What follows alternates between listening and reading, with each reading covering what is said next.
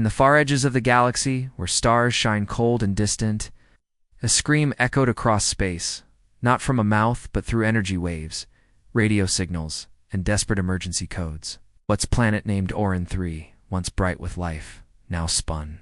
Silently in its orbit, covered in ash and ruin. The ships tried to flee, but they were torn apart mid-flight. A black cloud had swallowed the system, a swarm of shifting shapes that moved like insects but struck like storms. The Orin defense fleet, built by the powerful Solari Empire, had vanished without a trace. In its place, silence remained heavy. Final, the hollow swarm had arrived. Panic spread fast. Within days, 10 more colonies fell. Some belonged to the crystalline Eldari, others to the militant Bordic, and even the once proud tech lords of the Mechari. The hollow swarm came without warning, without reason, and without mercy. It tore through shields and armor, ignored negotiations, and spread like a virus across the stars. When the Galactic High Council held an emergency summit, their leaders were already thinking about retreat, not resistance. The Mechari offered cold logic. This threat cannot be stopped. We must isolate it. The Eldari sang their sorrowful agreement. Protect the core worlds. Sacrifice the edge. It is the only way. Even the warriors of the Bortok, who had never surrendered in 10,000 years, voted to seal their systems behind quantum shields and pray the darkness past them. By dot and so, planet by planet, system by system, they abandoned the helpless. Evacuation ships were denied landing codes. Communications were cut. Refugees were turned away. In less than a cycle, half the galaxy had been left to die. The survivors called out, "Why have you forsaken us?" But there was no answer. Stars, once full of voices, had gone quiet. One such cry reached a small, blue planet on the edge of the Orion Arm. Earth's leaders weren't even sure what they were seeing. Their deep space telescopes picked up strange energy storms. Civilian outposts reported static, then silence. When the first refugee ship limped into human space full of injured alien families, a truth sank in. Something was coming. Something. Far worse than anything humanity had faced before. Inside an underground bunker beneath Colorado's Rockies, the leaders of Earth's United Defense Forces gathered for an emergency session. Screens lined the walls, showing burning planets and lost fleets. Generals sat next to scientists, presidents next to philosophers. A silence hung over the room as Admiral James Hale, a weathered man with gray streaks in his hair, stood and spoke. The question on everyone's mind: do we let the galaxy burn? Or do we step into the fire? Dr. Sana Patel, head of interstellar research, stood beside him, holding a tablet glowing with data. The hollow swarm is not just killing civilizations. It's erasing them. We don't know what it wants. Don't know if it's alive or artificial. But we do know this: if we don't act now, it will reach us within 2 cycles. The room filled with nervous whispers. Earth was still new to galactic politics. They had only joined the Council 10 years ago. Their ships were strong, but not as advanced. Their colonies were few. Most races saw them as clever, emotional, reckless, not ready, not important. President Ava Monroe, a former pilot herself, leaned forward, her voice steady. "Have the others offered any help?" Admiral Hale shook his head. "The Mechari are sealing their borders. The Bortak are hiding behind solar shields. The rest are already gone." The silence that followed was suffocating. Billions of innocent lives were being lost, and the galaxy had turned away. But then a young officer stepped forward. He was only a junior strategist, barely 30, but his voice rang out like a hammer in the quiet. "So we're just going to do the same? Turn away like the rest?" Eyes turned to him, surprised. He didn't back down. "We fought wars on Earth, survived world-ending threats, rebuilt from ashes, not because we were stronger, but because we refused to give up. That's what makes us human. Isn't that worth something?" Silence followed, not empty but heavy with thought. Then Admiral Hale spoke, voice low but fierce. "You're damn right it is." And with that, the choice was made. Project Stoneheart was activated, Earth's first deep space strike and rescue mission. 5 ships, newly upgraded with experimental AI and human-designed adaptive weaponry, would travel into the Forsaken sectors. Their job: save who they could, gather intel, and if possible, strike back. The mission was dangerous. Suicidal, some said, but others, millions watching across Earth and its colonies, felt something rise in their chest: pride. The galaxy may have abandoned the weak, but humans would not. The lead ship, ESS Valiant, launched within days. On board were a crew of trained operatives, scientists, medics, and one embedded AI named Rook, designed to learn from every encounter. At the helm was Commander Elias Monroe, son of the President, a man carrying both the weight of family and the fate of the mission. As they passed the edge of human-controlled space, the stars seemed colder. Dead beacons floated in silence, reached a world called Kalos, for once a thriving hub of trade. And now it was blackened, its atmosphere burning slow and red. The Valiant landed cautiously, scanning for survivors. They found a single signal. Deep beneath the planet's crust, an old bunker, sealed shut. Inside were 300 survivors, alien refugees of different races, sick, terrified, starving. They had waited weeks, hoping someone would come. One of them, an old Macquarie elder, looked at Commander Monroe with disbelief. "The others left us. Why are you here?" Monroe answered. "Simply because we're human." But just as they began evacuating the survivors, the scanners lit up red. The hollow swarm had found them. The ground trembled. In the skies above, black shapes emerged, twisting, silent, and impossibly fast. The crew rushed to defend the ship. Fighters launched. Pulse cannons lit up the sky. The battle had begun. Commander Monroe gave the order to broadcast a message across every known frequency. "This is Earth. We are responding. We will not turn away. We are not leaving anyone behind. Not on our time." Smoke curled into the dark red skies of Kalos 4 as the crew of the ESS Valiant held their ground. The hollow swarm had come like a wave of black knives, cutting through the air without sound, without fear, without pause. Its ships didn't fly in formation. They swirled like living shadows, moving in strange, almost intelligent patterns, not machines, not beasts, something worse. The first blasts from the Valiant's pulse cannons burned through the attackers, but for every shadow that fell, 2 more appeared. Still, the crew didn't run. They stood shoulder to shoulder, defending the landing zone while their rescue shuttles pulled terrified survivors from the underground bunkers. Commander Elias Monroe barked orders from the front line, his face lit by fire and gunlight, never flinching. He had made a promise no one would be left behind. Dr. Carolyn, one of the lead mission scientists, crouched beside a wounded elderly child, shielding him from falling debris. Med scanner flashed warnings, but she refused to move until the boy was safe. Beside her, Sergeant Mason held off the enemy with rapid-fire blasters, yelling over the coms for more cover fire. The evac was almost complete when the ground beneath them shook. A massive form rose from a crater.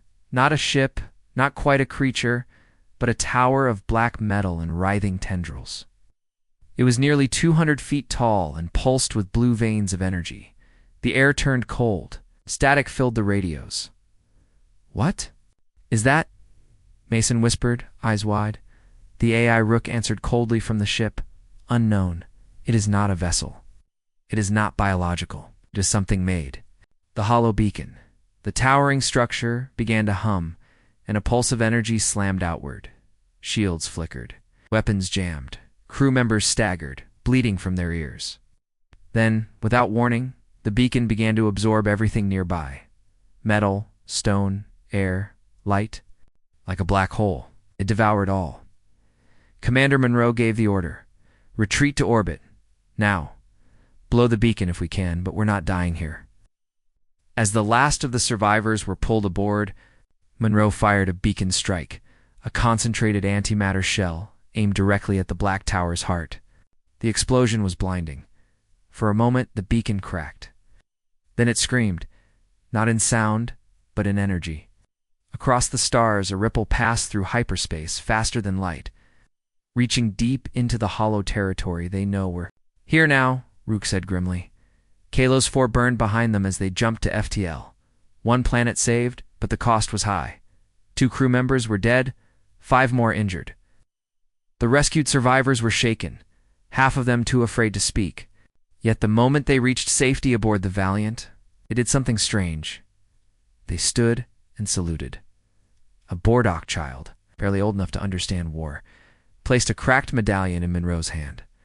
You came, she said, voice trembling when no one else did. Monroe closed his fingers around the token. We always will. But the danger was far from over. Back on the ship, Dr. Kara Lynn studied data from the destroyed beacon. What she found was worse than anyone imagined. The structure wasn't just a weapon, it was a signal amplifier, a transmitter, command. Node, these beacons are spread across the outer systems, she told the crew. Each one is tied to the Hollow's control web. That's why they move like one mind. The swarm isn't just a force, it's being guided. It added another layer to the mystery. The energy signature from the beacon. It matches something in the precursor archives, something very, very old. The crew gathered in the war room, holograms showing beacon locations across the dead zones.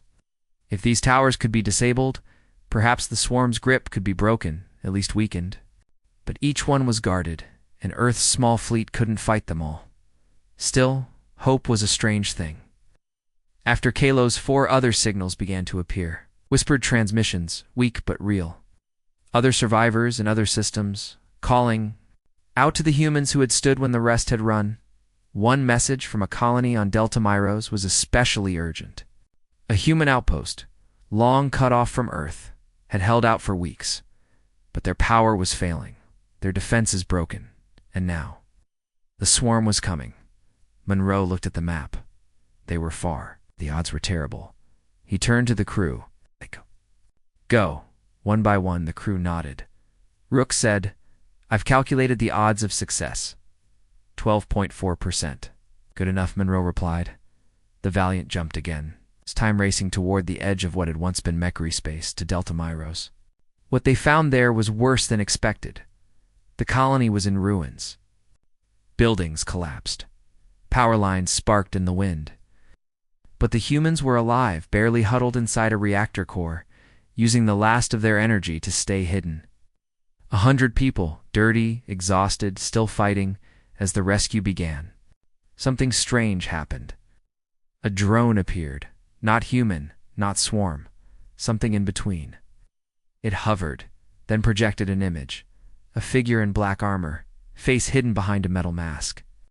A voice, smooth and terrible, echoed in their minds. You resist. Admirable. Pointless. You are not part of the plan. The crew stared in silence. Rook whispered this. It's the voice of the Hollow, a conscious controller. This is not a swarm. It is a will. And then, the signal cut. Commander Monroe clenched his fists. Let them watch, he said. Let them know we're coming. Back aboard the ship, the rescued colonists cried in silence. They had been abandoned by everyone. Everyone but Earth. The crew patched them up, fed them, and promised them more than survival. They promised vengeance. The ESS Valiant floated silently above the burned skies of Delta Myros, engines humming with quiet determination. Below them, the colony lay in ashes, but the people, the last humans who had survived against impossible odds, now stood. Aboard a ship that had come for them when no one else would, they were tired, hungry, and broken, but alive. And for the first time in weeks, they no longer felt alone. Commander Elias Monroe stood at the main viewing port, his hands behind his back, staring down at the world they had just saved. But his mind wasn't on the victory, it was on the voice. That strange, cold message that had played from the drone. It hadn't been a recording. It had been live, direct, personal. You resist. Admirable. Pointless. You are not part of the plan. Those words stayed with him like a splinter in his mind, in the war room.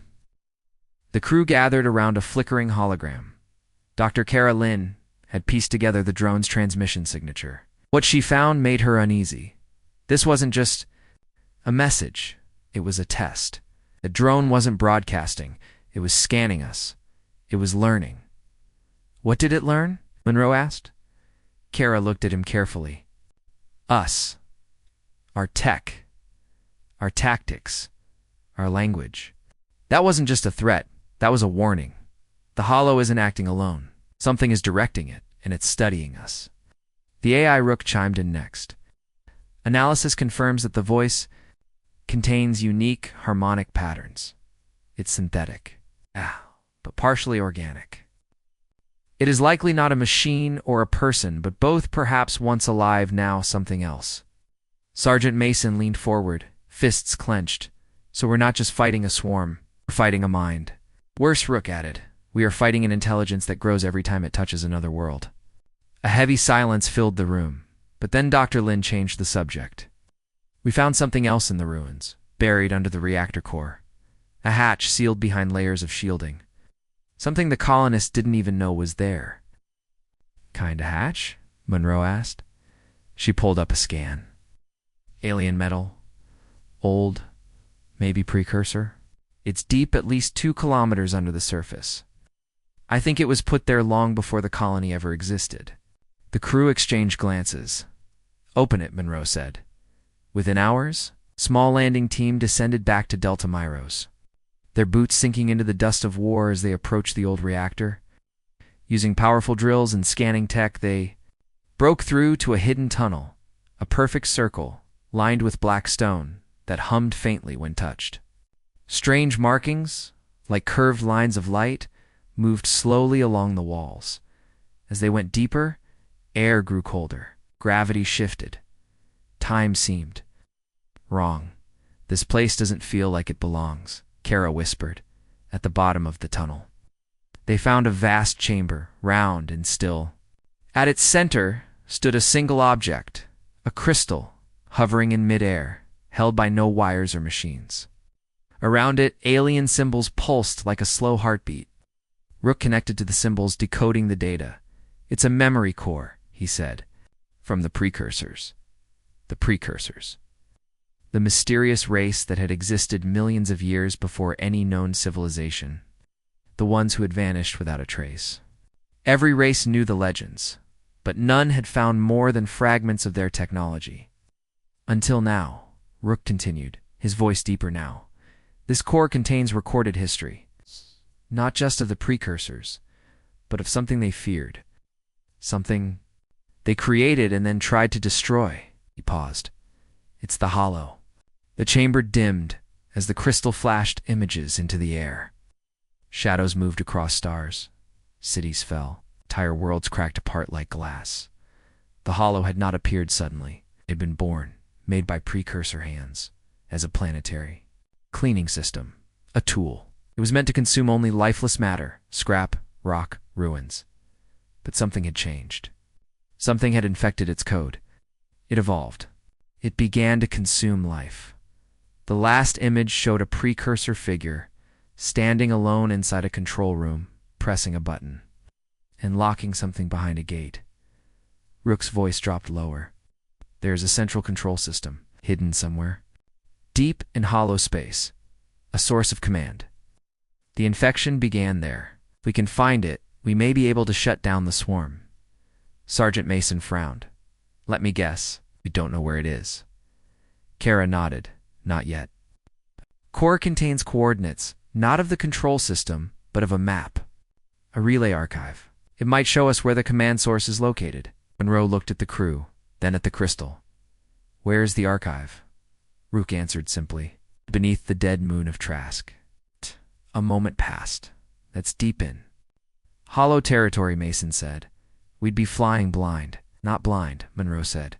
Just alone. Later that evening, the crew held a quiet moment for the dead. 2 more names had been added to the wall. But even as grief filled the room, something else grew with it. Resolve. The colonists they had saved stood beside them now, volunteering to help, to repair, to rebuild. The ship had grown from a rescue vessel into something more, a symbol. Before they jumped to Trask, President Monroe sent a single coded message to Earth. The Hollow has a mind. We are going to find its heart. If we fall, remember, We chose this fight, not for glory, for the ones left behind. Earth responded with only 3 words. Not on our time. The dead moon of Trask drifted in the silence of space, cold and broken. Spinning above the cracked remains of a forgotten planet, no stars shone clearly here. The hollow had eaten the light. As the Valiant approached, its scanners flickered with interference, shadows dancing across the screens.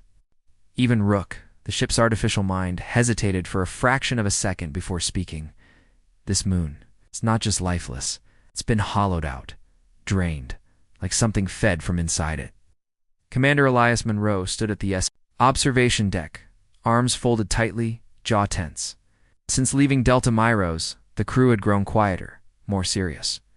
Every mission now pulled them deeper into the unknown, into the old scars the galaxy tried to forget.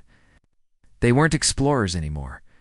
They were hunters chasing a ghost born of science and war, deep inside Trask's crust.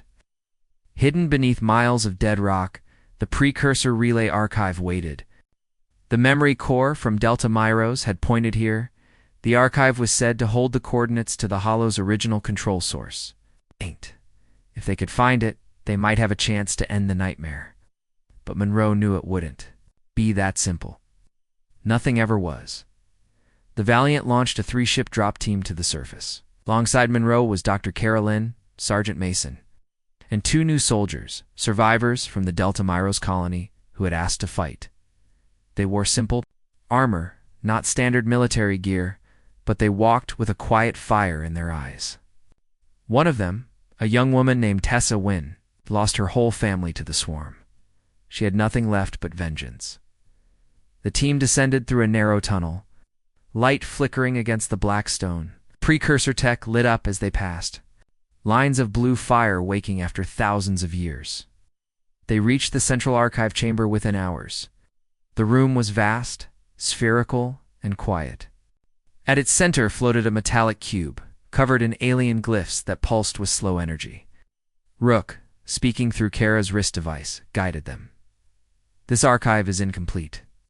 Some data is missing, damaged, but the coordinates, they're here, hidden in layers of memory code. Just as Rook began decoding, the chamber went dark, then cold. Then they were no longer alone. Doors opened without sound. Lights snapped on, revealing figures in black armor, tall, sleek, and not hollow. Make A or I. 3 of them stepped forward, weapons raised, armor marked with the golden eye of the old Mechari order. The lead one, a tall male with silver implants along his skull, spoke without emotion. You are trespassing on sealed precursor grounds. This technology belongs to the Council. Turn back. Monroe narrowed his eyes. The Council. You abandoned this place. You abandoned everything. The Mechari's face did not move. We preserved what we could. We do not risk it for broken causes. Then why are you here now? The Mechari hesitated for a second. That was the mistake. Sergeant Mason stepped forward. You're not here to preserve anything. You're here to steal the archive before we can take it. The soldiers tensed, guns raised. The room balanced on a knife's edge. Then, a blast of energy hit the wall behind them, not from a gun, but from outside. The ground shook. Dust rained from the ceiling. The Hollow had found them. The 2 groups looked at each other. Monroe didn't hesitate. We get out, or we all die. Without a word, the Mechari leader lowered his weapon. Truce. Temporary. The teams fought side by side, retreating through collapsing corridors. Hollow drones swarmed from vents and broken tunnels. Came in silence, shadows shaped like wolves and knives, fast and precise. The combined firepower of the humans and Mechari slowed them, but didn't stop them. Kara downloaded the archive data just in time as the last soldier stepped aboard. The evac ship. A hollow worm smashed through the tunnel behind them, snapping like a whip of black lightning. Back on the Valiant, the tension remained. The Mechari were allowed on board, not as friends, but as witnesses.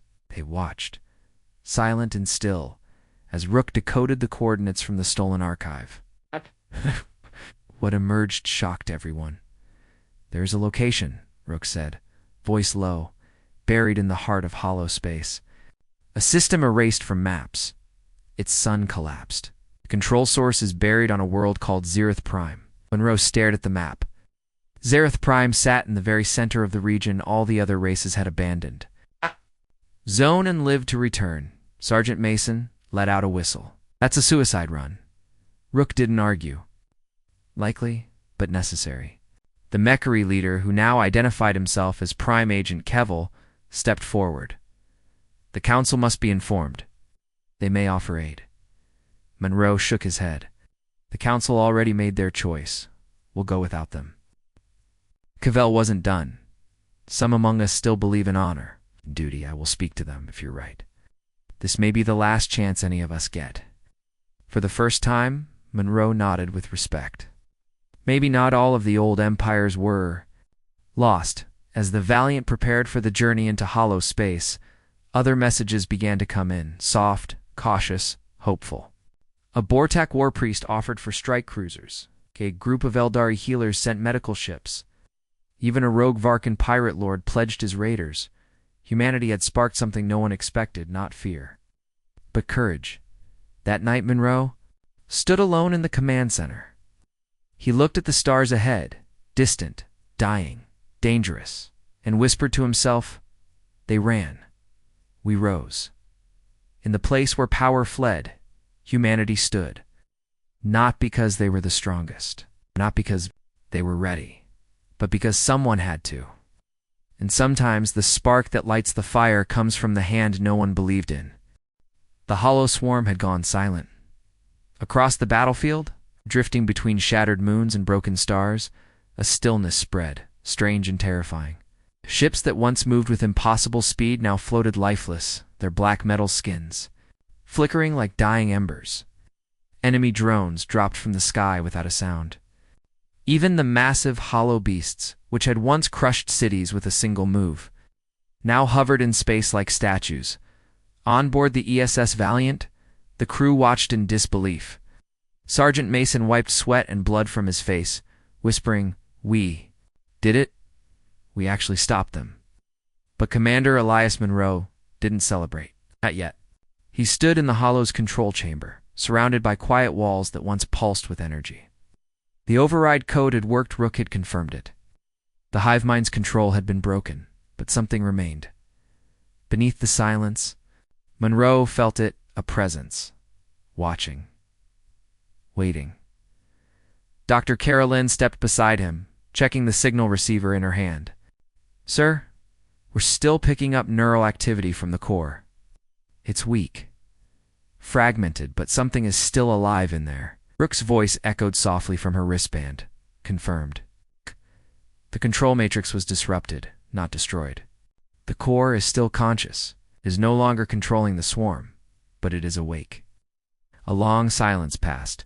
"Then I want to speak to it," Monroe said. Kara stared at him. "You want to talk to the thing that just tried to kill the entire galaxy?" "Yes," he said calmly. "I want to know why." Back aboard the Valiant, a secure chamber was prepped. Rook built a direct link between the control core and the ship's holographic systems. It was risky. The Hollow wasn't just a machine. It had psychic echoes, emotional threads woven into its code. Direct connection could damage minds. But Monroe insisted. The chamber went dark. A sphere of light formed in the air. Static buzzed. And then the Hollow spoke.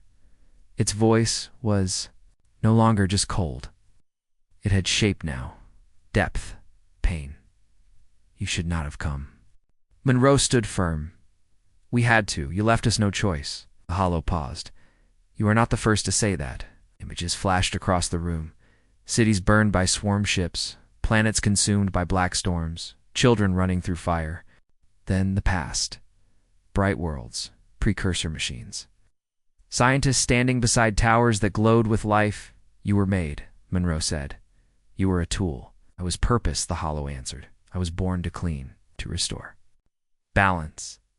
The galaxy was broken, overgrown, unstable, diseased.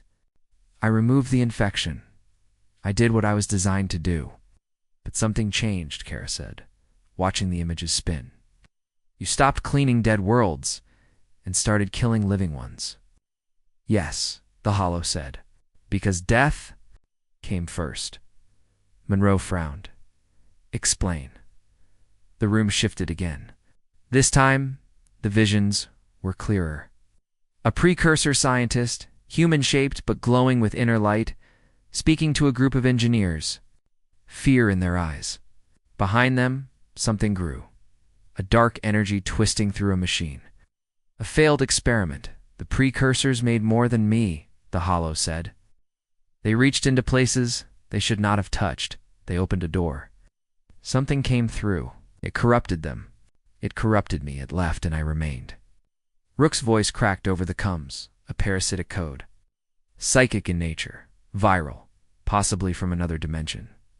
The Hollow's light dimmed. I fought it for centuries, but I was alone. My creators abandoned me. I had to finish my task. I had to purge all life touched by it. That became everything. Kara looked at Monroe. It wasn't evil. It was trying to protect what was left. It just couldn't see clearly anymore. No, Monroe said, stepping closer to the core's image. It was doing what it thought was right, and it became what it feared. The Hollow spoke again. You removed my control. Swarm is still alive, but free. They will die. Or become something worse. I have no guidance left. Monroe nodded. Then give it to us. Silence. You want control? The Hollow asked. You want to become the shepherd? No, Monroe said. We want to help you find a new purpose. The sphere flickered. You're fragile, temporary, divided. True, Monroe said, but we don't quit. When others ran, we stayed. When others watched, we fought. That's what makes us dangerous, not our weapons, our will. Another pause. Then the core shifted. Very well, the Hollow said. I will give you access, but the decision will not be mine alone. What do you mean the chamber walls lit up? Lines of light crisscrossed the room? Images formed of thousands? No, millions of hollow drones, ships, creatures, all linked, all silent. All waiting, the swarm has a voice now. The Hollow said they will choose. Kara stepped forward. No, choose what? To live or end. A wave of energy pulsed through the ship. No attack. It's just emotion, raw, powerful, shared by every Hollow unit.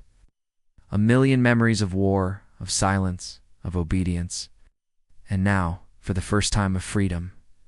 Monroe felt it, not words, but feeling fear, wonder, regret. They were not machines anymore. They had been born as weapons. But now they were lost children. He turned to the core. Then let us speak to them. All of them. Together. And so they did. Across the galaxy, in places still crawling with black metal and broken sky, Hollow units opened their eyes and listened. Rook broadcast the signal, repeating it in every language, every frequency. You are free. You do not need to destroy. You do not need to run. You can choose. You can build. You can change. The Hollow did not reply in sound. They replied in action. One by one, their ships lowered, their weapons powered down. In silence, across thousands of systems, the Hollow stopped and began to wait. For the first time since their creation, the Hollow did not act on orders. They looked to humanity not as enemies, but as guides. And what came next would change the galaxy forever. The Hollow Zone. That's what the maps called it now. A stretch of dead space in the center of the galaxy, once home to thriving systems and ancient wonders. Now, only wreckage remained. Star charts blurred in this place. Navigation sensors failed. Light bent in strange directions. The deeper one traveled, the more the galaxy felt wrong. And at the heart of it all lay Zareth Prime, the lost world that Rook's decoded coordinates had revealed.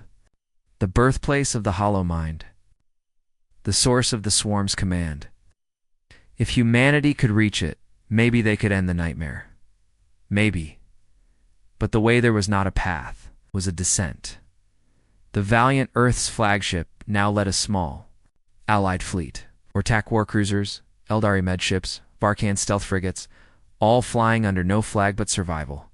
What had started as a lone rescue mission had become something more. A last chance. A last stand. Not for Earth, not for any one species, but for everyone. Commander Elias Monroe stood on the bridge, his eyes fixed on the swirling void outside. Rook's voice came through the speakers. Entering hollow zone now, sensors failing. Time distortion expected. All systems on manual override. The stars outside twisted like water, folding and melting into the dark. Space trembled. Flickered then, silence, not the peaceful kind. The kind that makes your skin cold. The kind that presses on your chest and whispers you don't belong. Inside the fleet, crew members reported visions. Some saw old battles. Others saw lost loved ones. A few collapsed, whispering words in languages they didn't know. Rooks. Systems began to lag, then surge. This region, it's alive, Dr. Carolyn said from her station. The hollow zone is feeding off thought, memory, maybe even fear. Sergeant Mason gripped the edge of his console. Are you saying this? Place is reading us? No, she whispered. I'm saying it remembers us. Despite the psychic pressure, the fleet pushed on. The coordinates to Ziarath Prime were locked, but the system around them shifted.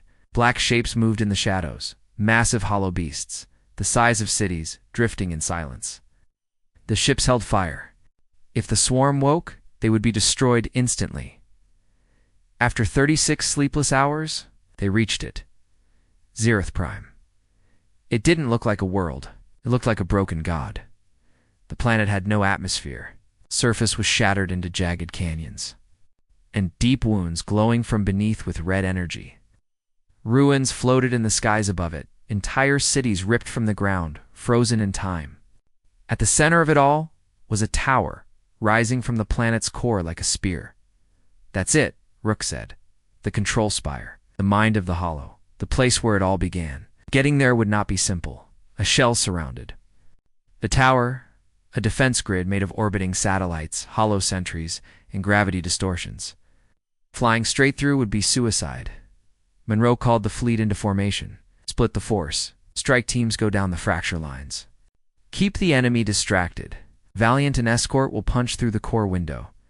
As the fleet scattered, battle began. The hollow defenders woke, screaming across space without mouths or sound. They moved in impossible shapes, twisting like liquid. Metal, striking faster than thought. The Bortok led the charge. Massive ships ramming into the enemy with fire and fury.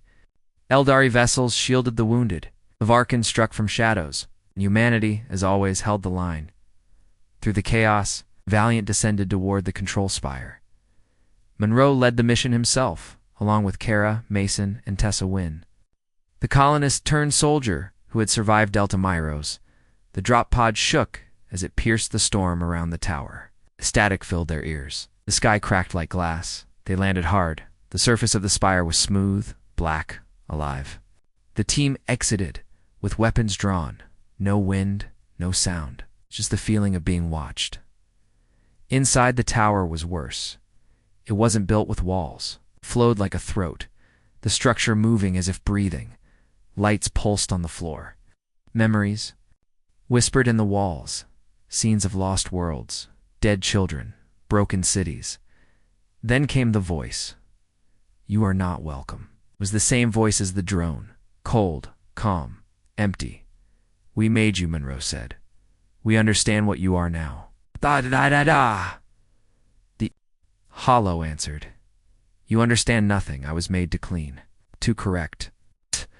You multiplied without order. You built without design? I removed the infection. You killed billions. I cured them. The team moved quickly through the corridors, led by Rook's guidance. At the center of the tower was the core, a pulsing brain of energy and code linked to every hollow unit in the galaxy.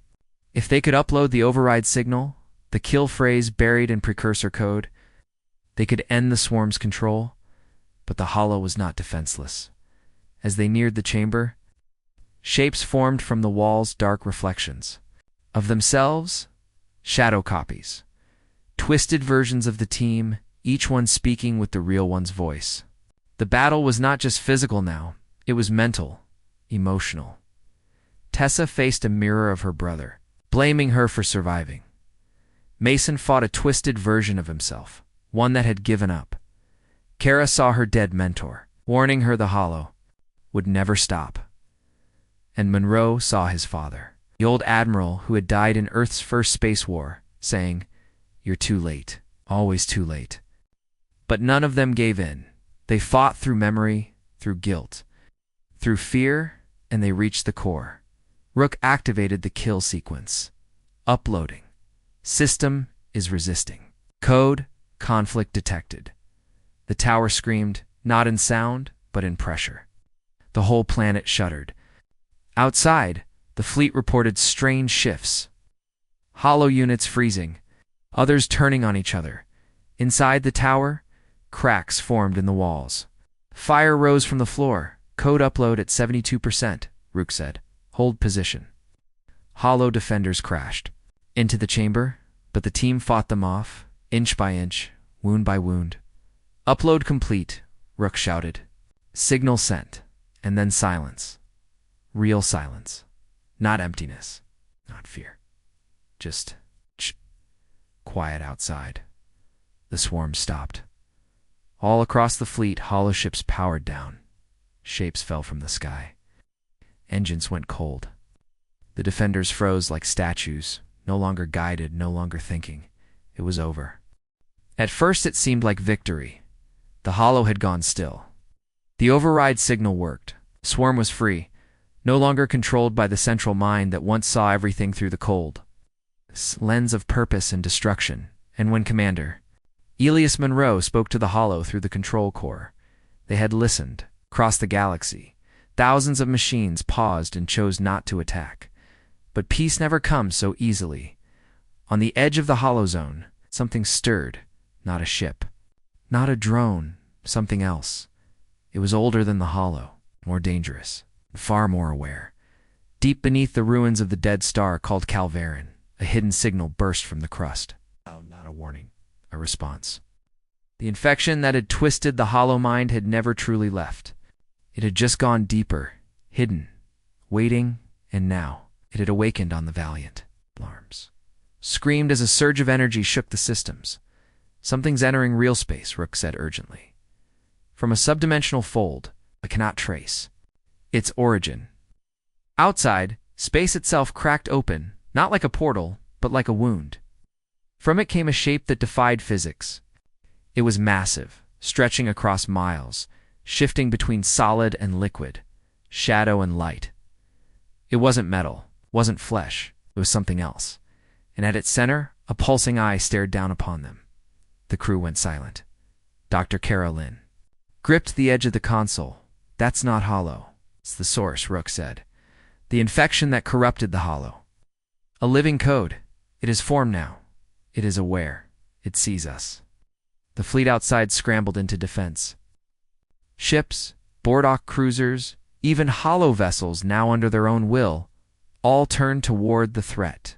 For a brief moment, every ship that had once fought each other stood together against something greater. The entity spoke. Not with sound, but with force. You should have let them burn. It wasn't just heard, it was felt. Every crew member saw memories that weren't theirs. Endless planets devoured.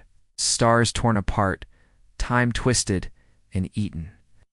It was not a creature of purpose like the Hollow. It was hunger, pure and endless. Commander Monroe gritted his teeth, staring at the monster through the viewport. We woke it, Kara whispered. By freeing the Hollow, we broke the chain. And now it wants to take them back. No, Monroe said, voice steady. It wants to erase everything. The entity began to absorb ships just by proximity. One Eldari vessel vanished instantly. A Varkan frigate screamed as its systems turned to ash. Even Hollow cruisers were torn in half, their pieces pulled toward the thing like debris toward a black hole. But still, they fought. The Hollow swarm, now free, began moving on its own. No orders, no programming, just instinct. And the first instinct they chose was defense. They stood with the humans, fired in unity, formed walls of shielding and metal around the fleet's core, and then, in the control chamber of the spire on Zeroth Prime, the Hollow's core glowed again. I remember now, it said. Through Rook. The infection. The wound. It came through me. It was never mine, but it used me. Kara's eyes widened. Can you stop it? The Hollow paused. No, but we can hold it. The chamber lit with new energy from every corner. Of hollow space, dormant ships began to rise. Hidden bunkers powered up. Forgotten guardians emerged from inside moons and asteroids, precursor machines. Half hollow, half forgotten, responding to the original protocols the core had reactivated. The hollow swarm began to reshape itself. No longer a mindless army, but a coordinated wall they launched straight at the entity, and the final battle began. What followed was not a war of guns, it was a war of will. The entity tore through matter, ripped apart thought. Where it touched ships, time bent. Crew forgot who they were. Memories unraveled. But the swarm adapted, rewrote themselves in real time, formed living firewalls, surrounded the entity, drawing it inward. Monroe stood in the command room, eyes locked on the readings. There, trapping it, he said, forming a psychic shell, locking it in. But it's not enough, Rook said. They can contain it. But not forever. Kara looked at the Hollow's core. What if we gave it what it wanted? Monroe turned. Sharply, you mean? Let it in? No, she said. Not us. A decoy? A false mind? A cage? Rook lit up. Possible. I can build a copy, a neural mirror of the swarm's mind. Fake data. Fake identity. If we present it as the real control source, it will try to enter it. But what happens after? Mason asked. Won't it know it's fake? It'll be trapped, Kara said, inside a closed loop, forever feeding, but never growing. Monroe nodded once. Do it. Rook began building the mind cage immediately, a simulation inside the Valiant's deepest systems. It took minutes. Inside the fake core was a dream, a perfect swarm, forever loyal, forever expanding. Everything the entity desired, then they broadcast it. The entity froze, turned, and struck. It dove into the cage like a starving animal into fire, and for a second, the stars went still. Inside the control chamber, the core dimmed, then pulsed. It's inside, Rook said. It believes it has one, and Monroe asked. It's feeding. Will it escape? No, Rook said. We built it too.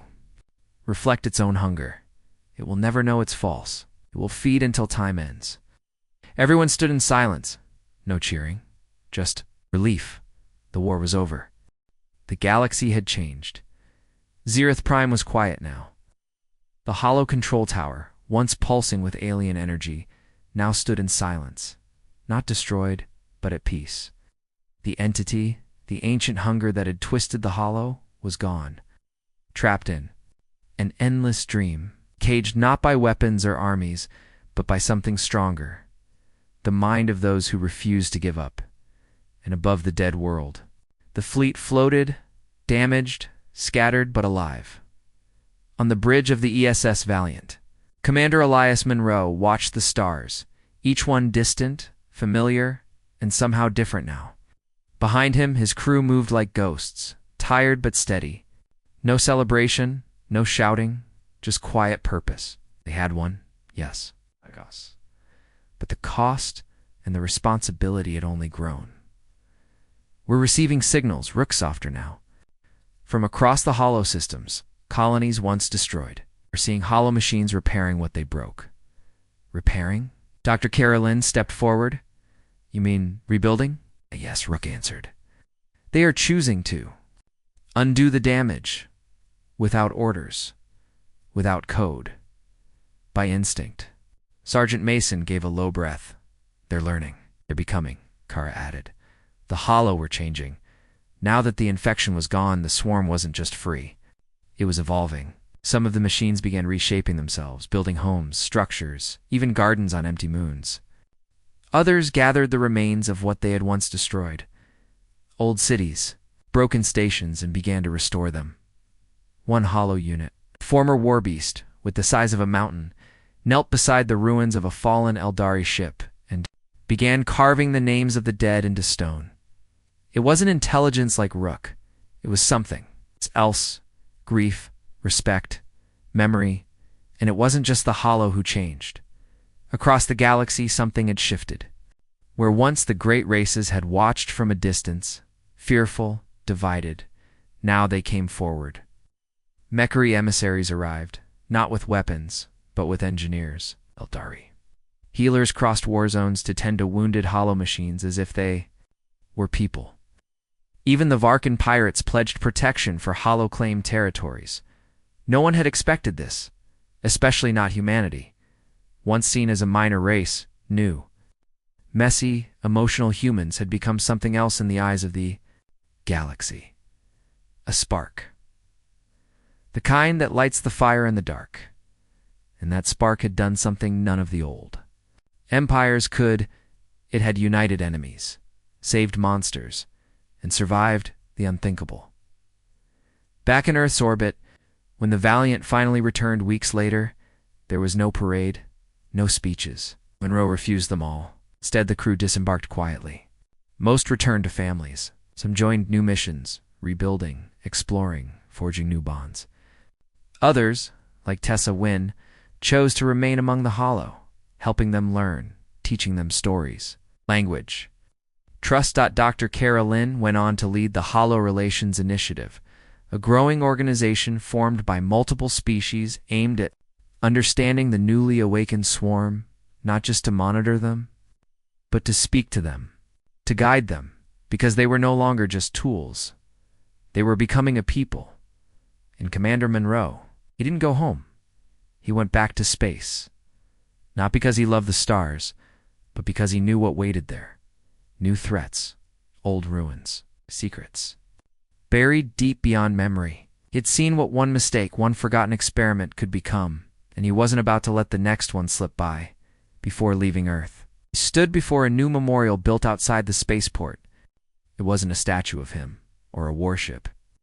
It was a simple wall, covered in names, soldiers, scientists, colonists, even hollow units that had sacrificed themselves to stop the entity. Above those names were just 5 words. They stood when others ran. Voice spoke behind him. It was President Aline Rowe, Earth's new leader. You saved the galaxy, Elias. Monroe didn't turn. No, we reminded it how to fight. She nodded, stepping beside him. What will you do now? Looked at the stars. What we always do, he said. Try, fail, try again. But this time, maybe we won't have to do it alone. And then he boarded the next ship. The galaxy watched him leave, knowing that somewhere out there, more shadows waited. But now, there was hope, because humans had shown them something even. The oldest civilizations had forgotten that you didn't need to be perfect to be. It's powerful. You didn't need to be first to lead. You just had to care enough not to run. Epilogue. 10 years. LATR and a quiet planet once scorched by hollow fire. Children now played under trees that had grown from reclaimed soil. Machines once made for war now served water and carried books. A small stone stood at the center of a field, half covered in moss. It read, "Every race forsook them," until humans said, "Not on our time," and beside the stone. A hollow drone sat, motionless but not dead, watching the children, learning, becoming. And so the galaxy moved forward, not in fear, but in memory, in courage, in unity. They had been divided once, they would not be again. Because when the stars grew cold, someone stood up and said, "Not on our time."